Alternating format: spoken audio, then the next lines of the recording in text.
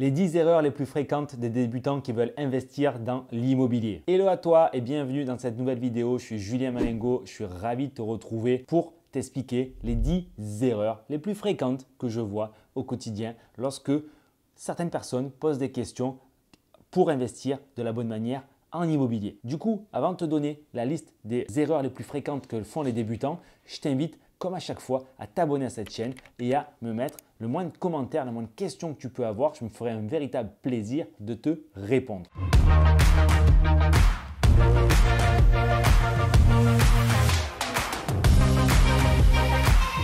Hello à quoi? Hello mon cher entrepreneur, ici Julien Malengo, j'espère que tu vas bien. La patate.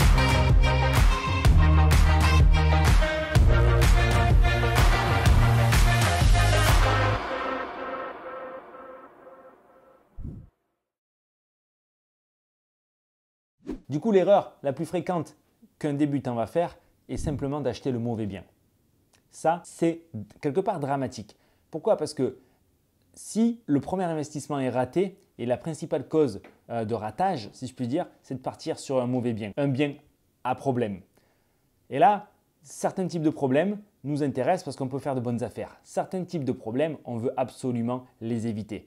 Le fait de prendre un bien à problème qu'on veut éviter, malheureusement, c'est avoir un gros caillou dans la chaussure pendant très longtemps. Et en immobilier, on ne peut pas s'en séparer aussi facilement. Du coup, sélectionner le mauvais type de bien, par exemple un appartement avec de l'humidité, une mauvaise copropriété ou un immeuble ou une maison sur lequel il y a des sinistres, sur lequel il y a du gros œuvre à mettre en place qui va coûter beaucoup d'argent, s'endetter trop fortement par rapport à sa capacité de financement, choisir un bien pas idéalement localisé. Là, voilà, choisir le mauvais bien qui ne correspond pas à la stratégie de la personne parce qu'elle n'a même pas réfléchi à sa stratégie et du coup à quel résultat elle veut atteindre et à quel type de bien elle va devoir sélectionner pour atteindre le résultat, ça peut donner qu'au final une mauvaise équation, une équation pas équilibrée et du coup de véritables boulets.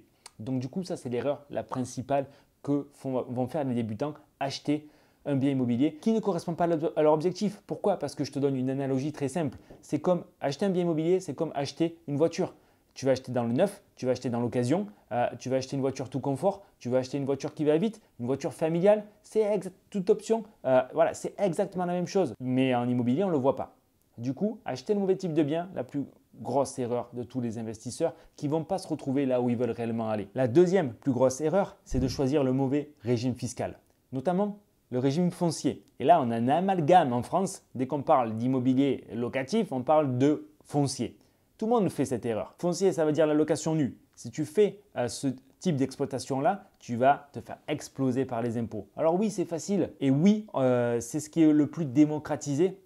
Mais malheureusement, tout ce qui est facile et démocratisé, ce n'est pas les meilleures affaires. Donc du coup, surtout, forme-toi, comprends qu'il y a bien d'autres systèmes, d'autres régimes fiscaux qui sont accessibles à ta portée lorsque tu veux faire des investissements immobiliers. Donc du coup, choisis le bon régime fiscal, sinon tu vas avoir des casseroles aux fesses pendant des années. Et encore une fois, c'est comme le caillou dans la chaussure, on ne peut pas changer facilement. Troisième plus grosse erreur, c'est d'acheter un bien déjà loué. Parce que là, effectivement, c'est la merde. Souvent, on achète les problèmes de notre propriétaire. Parce qu'il y a des travaux à faire, les locataires ne sont pas contents. Du coup, il y a un historique. Et même pire, quand les locataires vont partir, on va devoir faire des travaux de rénovation. C'est fortement dommage de ne pas faire financer ces travaux en fait par le crédit bancaire. Parce qu'aujourd'hui, emprunter 10 ou 20 ou 30 000 euros de plus, ça coûte pas cher. Ça passe dans la mensualité. Par contre, si vous ne les empruntez pas parce que vous ne pouvez pas faire les travaux parce qu'il y a des locataires en place, du coup, quand ils vont partir, il va falloir injecter de l'argent de votre poche. Et c'est fortement dommage parce que cet argent, on l'aura gagné ou au travail ou grâce à vos investissements locatifs. Acheter un bien loué, il n'y a rien de pire. On ne peut pas faire les travaux, on ne va pas optimiser la fiscalité, on ne connaît pas l'historique du bien. Ça peut sembler une sécurité d'un point de vue bancaire, c'est vrai, mais en réalité, c'est des problèmes qu'on achète. Pourquoi? Parce qu'on veut rénover le bien et on veut être tranquille pour les 10 prochaines années.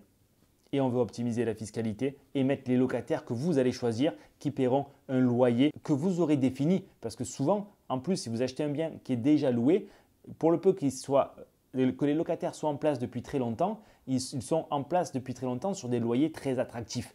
Et ils ne vont pas partir parce qu'ils ne trouveront plus du tout le même loyer pour la même surface aujourd'hui.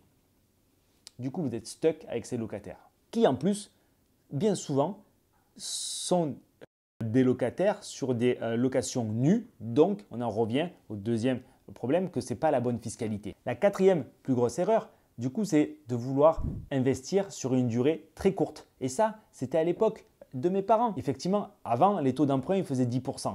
Donc évidemment, le but du jeu, c'était de rembourser le plus tôt le crédit. Aujourd'hui, les taux sont tellement bas qu'il faut absolument prendre la durée la plus longue pour avoir la mensualité la plus basse. Parce que le coût réel du crédit, vu que les intérêts sont tellement bas, le coût, il est infime. Donc, il faut vraiment s'endetter sur une durée la plus longue, ce qui nous permettra du coup d'avoir la mensualité la plus basse. Cinquième erreur est de mettre du coup de l'argent de ta poche. Parce que là aussi, l'argent ne coûte pas cher aujourd'hui. Comme on l'a dit, les taux d'intérêt sont tellement bas et même s'ils augmentent, ils restent tellement bas qu'il faut absolument aller chercher le maximum d'argent chez le banquier. Tu mets des locataires dedans qui vont rembourser ton capital. Tu t'enrichis sur le dos de tes locataires, sans même parler du cash flow que tu vas réaliser.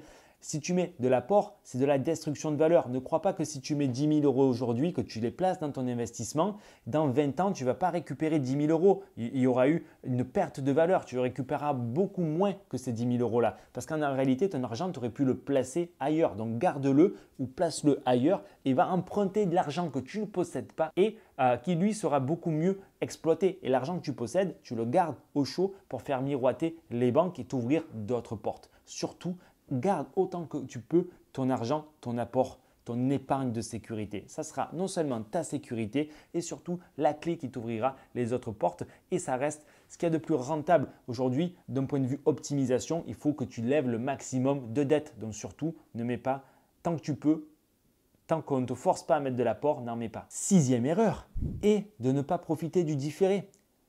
Différé bancaire, si tu ne le sais pas, c'est la possibilité de ne pas rembourser le prêt alors que du coup tu as déjà des recettes locatives, des rentrées de loyer. Pourquoi? Parce que on peut faire des travaux. Le banquier ne sait pas exactement combien de temps le chantier va durer. Surtout si on fait beaucoup de travaux, ça peut durer 1 an. Mais on peut justifier qu'on a 6 appartements à rénover, qu'en moyenne, ça prend 4 mois. Donc 6 x 4, 24, tu vois, on arrive vite à le double de la réalité du chantier.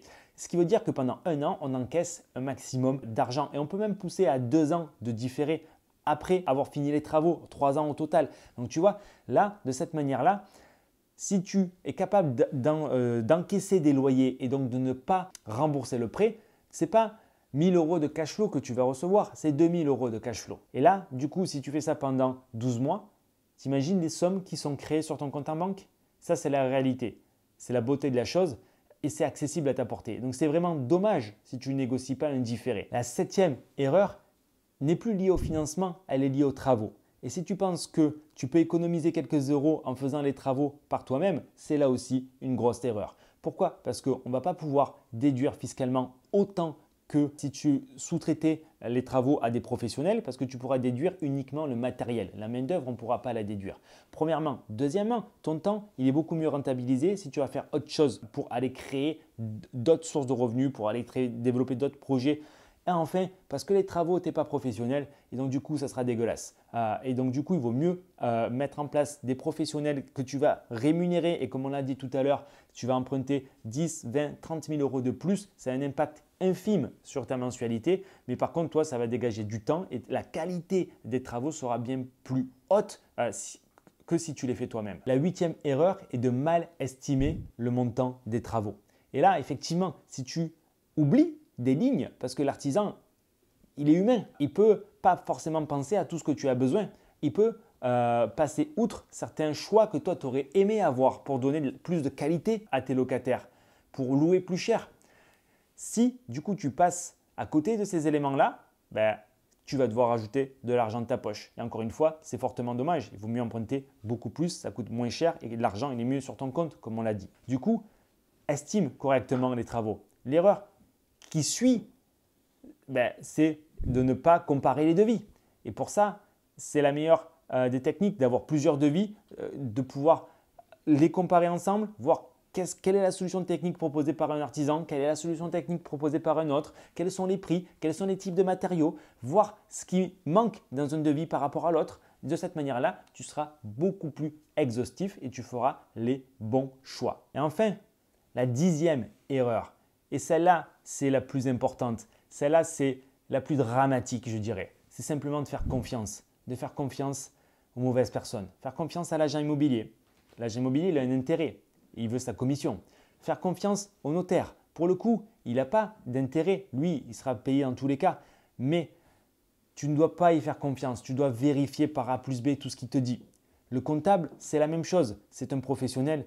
Malheureusement, ils n'ont pas la science infuse. Malheureusement, ils ont une certaine expertise et selon à qui tu parles, son expertise peut être plus ou moins développée. Donc, ne prends pas ce qu'il te dit comme une garantie. Tu dois toujours remettre en question tout ce que le professionnel te dira. Idem pour l'artisan. Tu ne comprends pas, pose des questions. Ne le prends pas par confiance. S'il te dit que ça, c'est la meilleure solution, ok, mais par rapport à quoi et dans quel but et c'est quel avantage, ça a quel inconvénient? Creuse, va au bout des choses.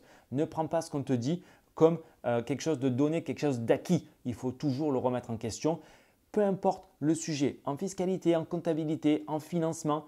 Voilà, si un banquier te dit non mais là, ça ne passera pas, vous n'allez pas y arriver, vous n'êtes pas finançable à, je ne sais pas, 250 000, ok, moi je ne fais pas confiance.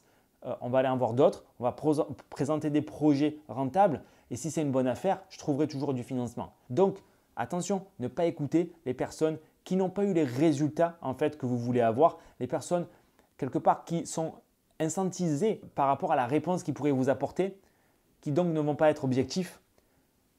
La confiance, c'est primordial. Et là, on ne peut pas considérer les réponses de personnes qui ne vont pas être objectives. Il y a trop d'éléments importants à mettre en place, à voir sous différents angles. Donc du coup, on compare, on réfléchit, on prend le temps, on fait des hypothèses, on valide des hypothèses, on en discute. De cette manière-là, tu pourras te faire ton propre avis. Mais surtout, ne fais pas confiance en fermant les yeux à n'importe qui, même s'il apparaît être compétent. Si tu as la moindre question, n'hésite pas à laisser un commentaire, je te réponds bien volontiers et je te retrouve pour une prochaine vidéo. Ciao!